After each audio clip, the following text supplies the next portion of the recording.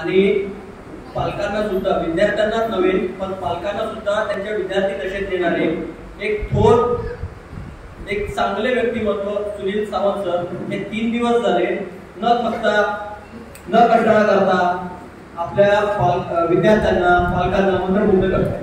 Sir म्हणजे माझ्याबरोबर हे जे पॅरेंट्स आहेत हे सुद्धा मान्य करते की आम्ही आमच्या विद्यार्थी दशेत गेलो, भलेही आम्ही थोडं म्हणजे मी स्वतः पूर्ण सलग नाही करू शकलो, पण ज्या ज्या वेळेस आलो त्या वेळेस न कंटाळा करता प्रत्येक गोष्ट शिकण्याचा प्रयत्न केला। म्हणजे आपल्या मुलांनी तर केला पण आम्ही पालकांनी सुद्धा केला। आणि तुमच्यामध्ये एक मिश्किल भाव पण होता। म्हणजे साधं कसं असतं, आम्ही आता शाळेमध्ये शिकवतो किंवा काही सेशन्स घेतो पण आमचे विद्यार्थी 10 मिनिटांनंतर कंटाळतात, पण तुमच्यामध्ये ती एक एनर्जी वेगळ्या लेवलची आहे सर।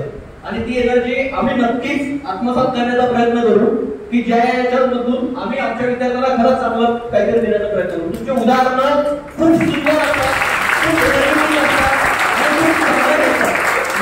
अजून एक विश्वास आहे की राजेश सरांसमोर म्हणजे फ्रँकली सांगतो की तुमची सुद्धा एक अपेक्षा असेल की इथे बसलेले फक्त 200 मुलं हे वाड्यामधून प्रावीण्य प्राप्त व्हावे नाही, कदाचित 1000 मुलं व्हावे, गुरुकुल ट्युशनचे जे आहेत ते होईल। पण मी तुम्हाला आज एक सांगतो की आमच्या ज्या आश्रमशाळा आहेत इथले जे मुलं आहेत याला सुद्धा आम्ही जे काय इथले आहोत लोक हे आम्ही नक्की प्रयत्न करू की त्या मुलांना सुद्धा म्हणजे हे नॉलेज पूर्णतः घेऊन येतात। आम्ही मास्टर ट्रेनर नाही आहोत तुमच्यासारखे, आम्ही तुमच्यासारखे नाही बनू शकणार।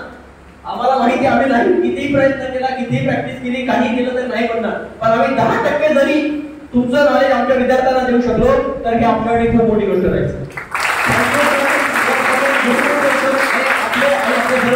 खूप खूप धन्यवाद। Thank you sir. Thank you very much sir.